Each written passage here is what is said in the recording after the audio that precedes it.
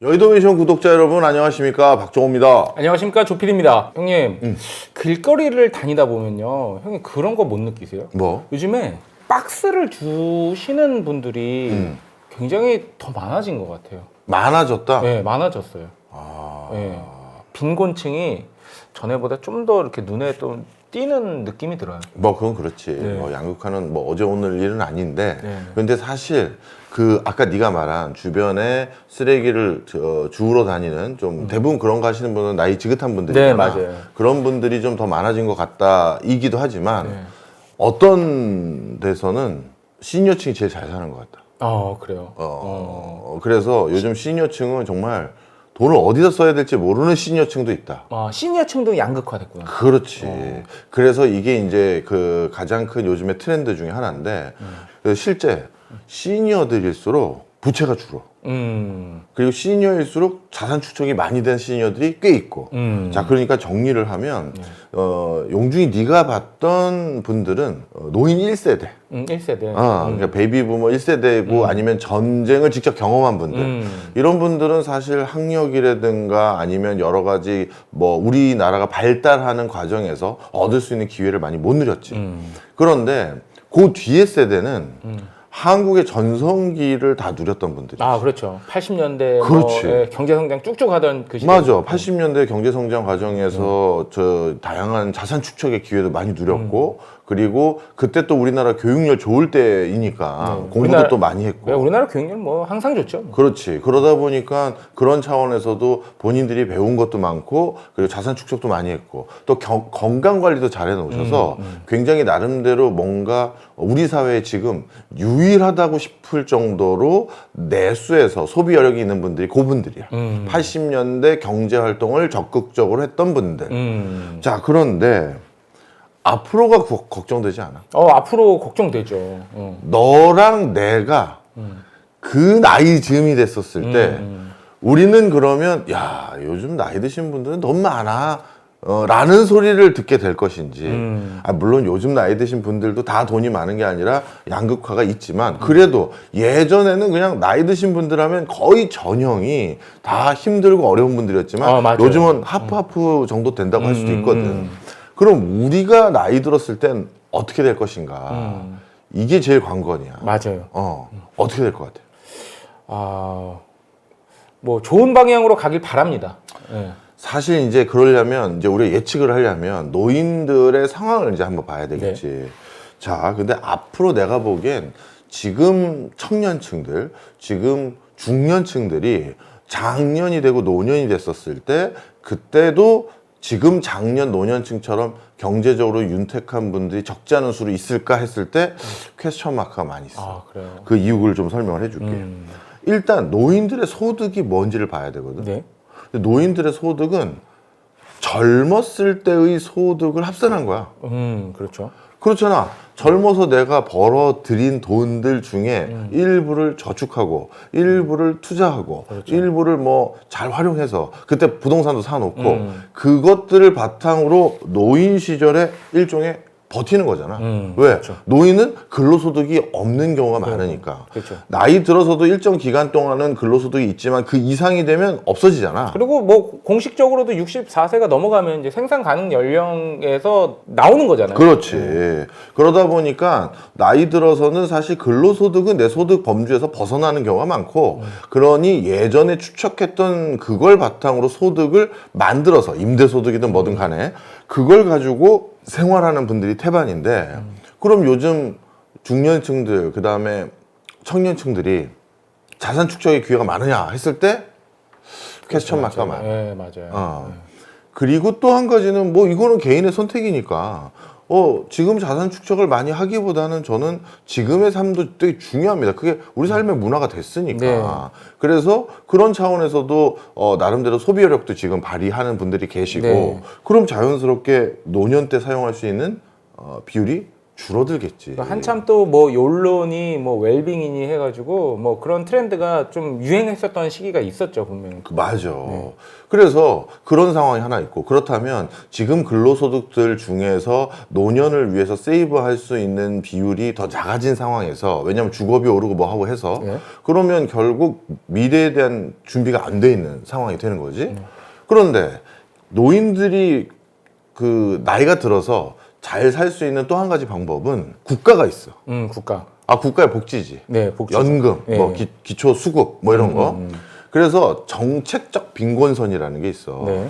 절대 빈곤은 뭐 의식주 못 해결하는 거, 그다음 상대 빈곤은 뭐 나는 이렇게 쟤보다 가난하냐 이런 거고, 네. 정책적 빈곤선이라는 건 국가가 정해놓은 선인데, 그게 우리로 따지면 한 달에 최저 생계비, 이걸 이제 정책적 빈곤선의 기준으로 잡아. 네. 근데 최저 생계비보다 낮은 수치로 생활하는 분들이 어마어마해. 네. 노인들 중에서는. 그러면 그런 분들은 외국이 없는 거냐? 외국도 많아. 그런데 외국은 그런데 노인 빈곤 문제 얘기한 적을 못 봤는데요. 이렇게 얘기할 때가 있는데, 그런데 이게 어떻게 된 거냐면 바로 국가가 도와줬기 때문에. 스웨덴하고 캐나다는 국가가 도와주기 전에는 정책적 빈곤선 범죄에 들어가는 노인 비율이 50%가 넘는데, 네.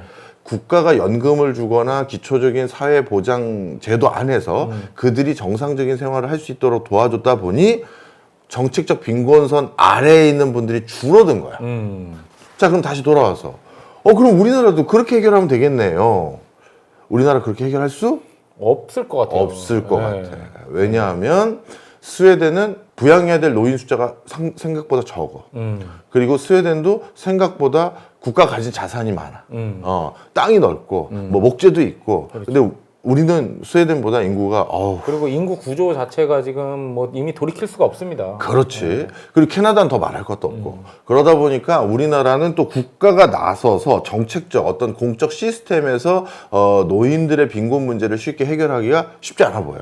그러면 얼마 안 되는 청년들이 십시일반 더 돈을 잘 벌어서, 아니면 그걸 바탕으로 노인들을 위해서 정부에 세금도 더 내고 하면 되지 않느냐 했었을 때, 나는 사실 거기에 대해서 우려를 많이 하는 게, 이제 점점 우리나라도 세대 간의 갈등이 생긴단 말이야. 세대 간의 갈등이 뭐 투표로도 나타나고 있고. 예. 그래서 아니, 내가 벌어서 나도 지금 빡빡한데 왜 내가 한 번도 얼굴도 못 본 나이 드신 분들을 부양하기 위해서 내 월급의 반 가까이를 세금을 내야 되느냐라고 했었을 때, 우리가 뭐라고 그 청년들에게 설득해야지? 자네 혹시 기억 안 나나 나? 이것도 쉽지 않단 말이야. 네, 그리고 또 뭐 누구라고는 모르겠지만 점점 외국을 보니까 이 세대 갈등을 악용해서 자기의 정치적 기반을 만드는 세력까지도 생겨요. 네, 그러니까요. 그러다 보면 이제 이게 해결을 해주는 정치가들이 아니라 부추기는 정치가들, 갈등을 조장하고 있어요. 그런 사람들이 외국에 많더라고. 그러다 보니까 우리나라도 언젠가 그런 세력들이 생기면 그러면 이거는 더더욱 뭔가 젊은 층들에게 어떤 공동체적인 인식 아래 좀 도움을 받는 것도 쉽지 않아지는 거지. 네. 자, 그러면 이 전반적으로 이제 대충 결론이 나오지. 우리나라 노인 빈곤에 대한 현 상황이. 네. 그러다 보니 이런 표현을 내가 하고 싶어. 젊어서 가난한 노인은 나이 들어서 가난해. 이게 우리나라 지금 노인의 상황이고, 어떻게 보면 청년층, 중년층에게 주는 중요한 시사점이야. 이게 지금 방법이 없어. 정책 이반자들 얘기를 들어도 저 사람의 정책이면 내 노년이 해결되나? 그걸 제시할 수 있는 사람이 없어. 만약에 나도 그래도 공부를 좀 한 사람인데 그렇게 제시할 수 있는 사람이 있으면 둘 중에 하나야. 천재, 이거나 뻥카, 사기꾼. 둘 중에 하나야.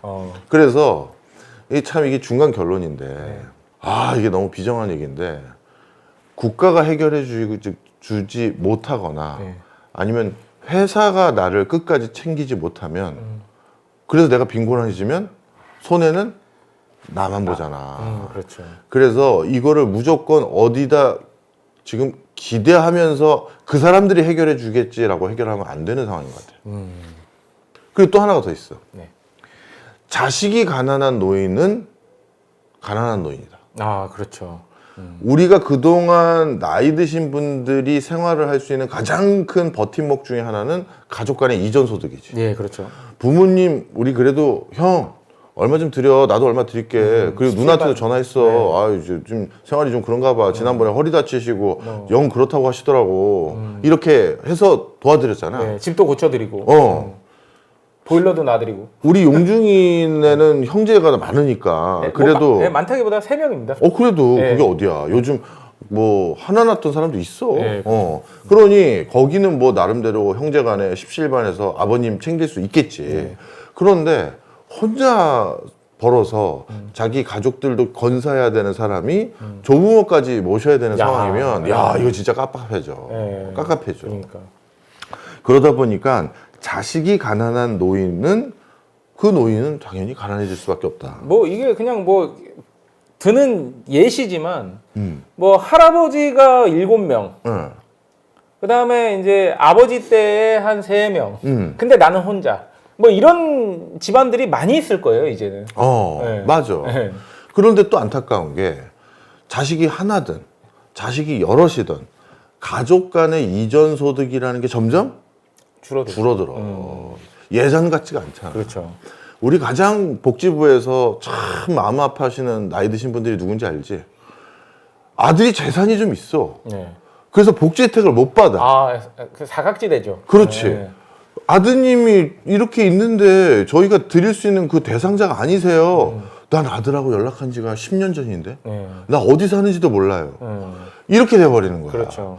이러면 이제 복지부에서도 마음에 이제 아픈 거야. 이 복지부가 그거에 대해서 그러면 그래도 드려야 되는 거 아니냐 하시는 분들도 계시지만 그럼 그거를 또 악용하시는 분들이 바로 있어요. 악용하는 분들이 있기 때문에. 네, 맞아요. 바로 그래서 그런 건데 하여튼 돌아와서 하지만 대다수는 역시 가족 간의 이전 소득이 줄어들고 있어.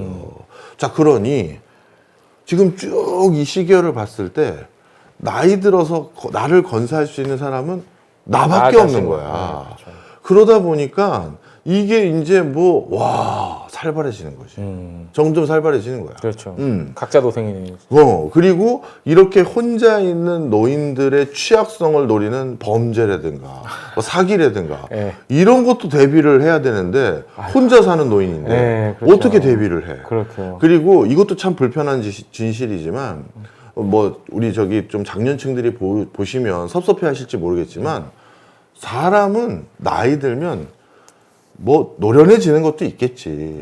하지만 적지 않은 부분은 전성기가 지나가는 거란 말이야. 그렇죠. 신체적 능력이 그래서 떨어지잖아. 생물학적으로 뭐 그렇죠. 그렇지. 신체적 능력이 떨어진다는 건 달리 말하면 근육이 옛날 같지 않다는 거지. 근데 뇌도 근육이야. 뇌 근육.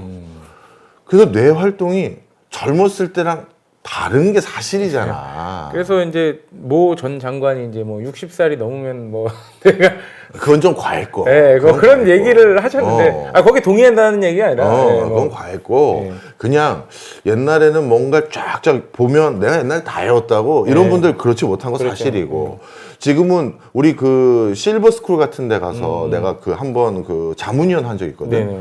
근데 거기 계신 분들이 전시 행정하고 있다고 내가 아주 뭐라고 한 게 있어. 그분들에게 뭘 가르치는 그 커리큘럼을 새로 만들려는 그 곳이었냐면 키오스크 사용하는 키오스크 사용하는 거. 근데 첫째 주에 키오스크 란, 둘째 주에 키오스크로 뭐 하기, 셋째 주에 키오스크로 또 뭐뭐뭐 하기 이렇게 돼 있어. 네. 그래서 내가 된통 뭐라고 했어. 이거 어느 분들이 짜셨습니까? 했더니 뭐 거기에 나름 좀 미안한 얘기지만 뭐 정치가도 두 분 와 계셨고 그 다음에 뭐 관료분들도 좀 앉아 계셨어. 그러면서 저희들이 지금 이 키오스크로 다 바뀌어가는 상황에서 나이 드신 분들이 키오스크도 이용을 못해서 정보 격차 해소를 위해서 우리가 이걸 합니다. 그런데 나이 드신 분들의 실생활은 한 번도 안 보셨나 봐요. 내가 그랬어. 왜냐하면 진짜 실버스쿨의 커리큘럼은 매주 다를 수가 없어. 전주에 배운 거 기억이 안 나거든. 그래서 이렇게 돼야 되는 거야. 이렇게. 교차가 돼야지.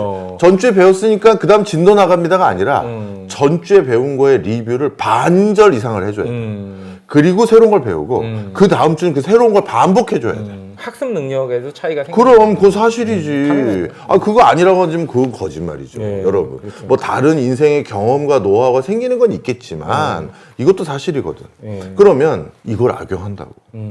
우리 다 네. 금융 계좌 또 그 다 이런 것들 다 전산화돼 있고 점점 쓰기 어려워지고 있는데 눈도 침침한데 앱보기가 어르신 뭐 하면서 치매 또 걸리면 야 계좌 털리고 이런 일들 보이스피싱 피해자가 이제 노년층이 굉장히 많아요.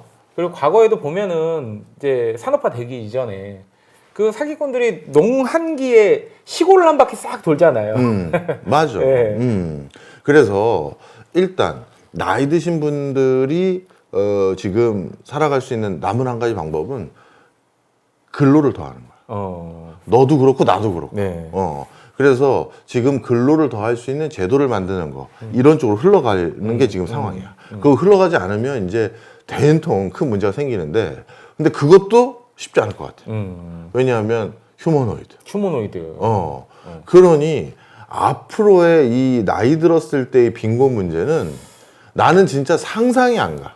지금이야 나이 드신 분들이 경비도 한다, 뭐도 한다 하지만 점점 그것들이 휴머노이드가 할 수 있는 게 많고 그렇죠. 서빙 보거나 단순 캐셔라고 하잖아. 계산하는 거.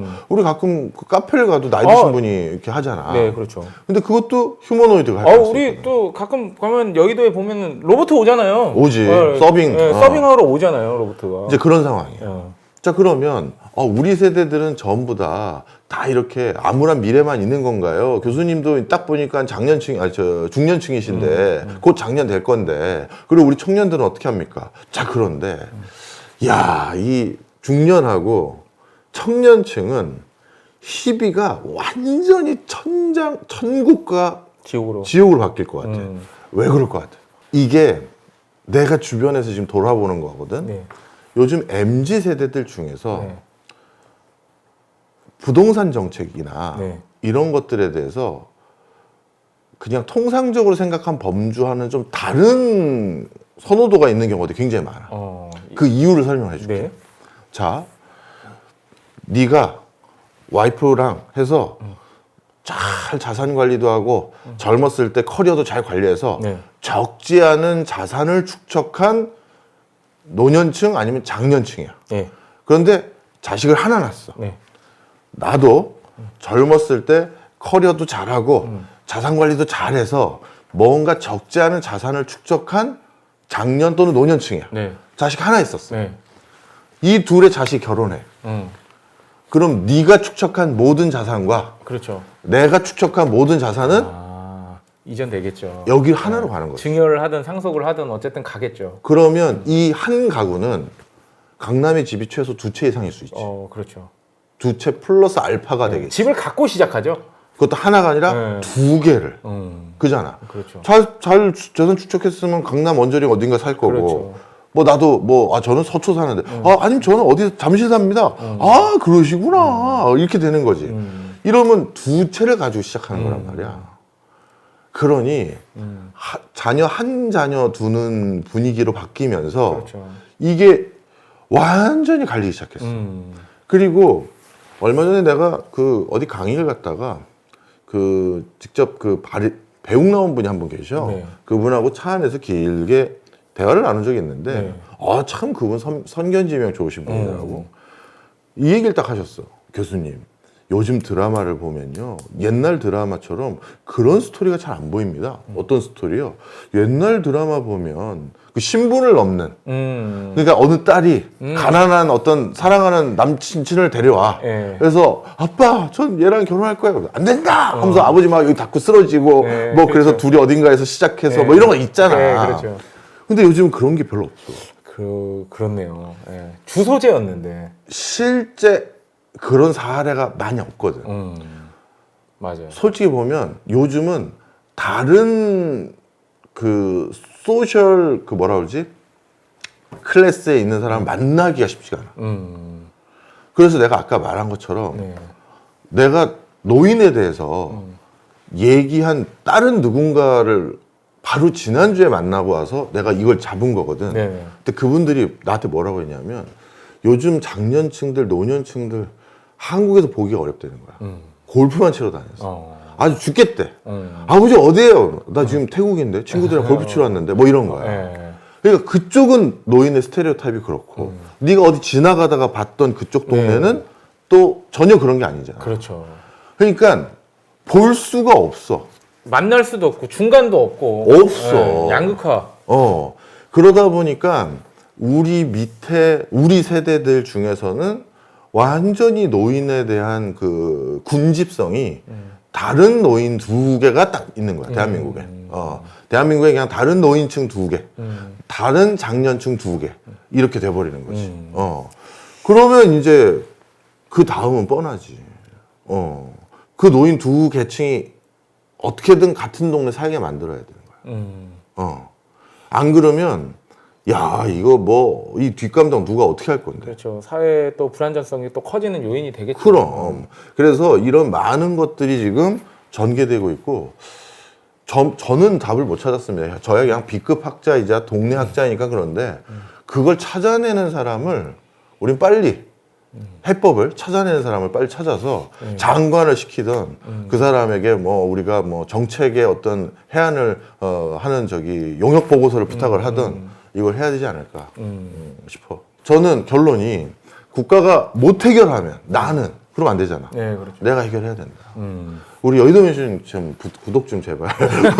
여의도 맨션에서도 저희가 이제 이런 이야기 나누는 과정에서 조금씩 그 해답 또는 해답과 비슷한 걸 조금씩 찾아서 이게 구독자 그래야죠. 여러분들하고 서로 공유하는 그런 기회가 됐으면 좋겠어요. 그렇지. 우리는 조회수 안 나와도 이런 걸 하잖아. 그럼요. 같이 고민해 보는 거예요. 그럼. 좋은 댓글 좀 많이 남겨주세요.